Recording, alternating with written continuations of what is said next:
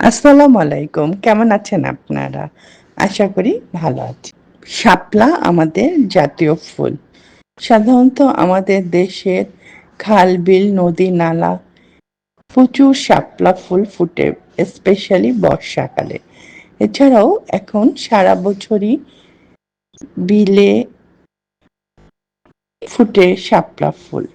তবে বর্তমানে অনেকেই ফুলের টবে বা বড় পাত্রে শাপলা ফুল চাষ করছে।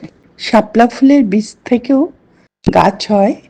এছাড়াও গাছের চারা থেকেও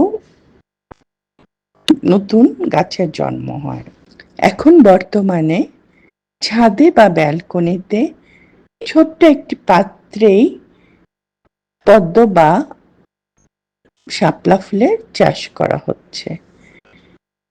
কিভাবে ছোট পাত্রে পদ্ম ফুল চাষ করা হলো বা শাপলা ফুল চাষ করা হলো তা আজকে আপনাদের সাথে শেয়ার করছি।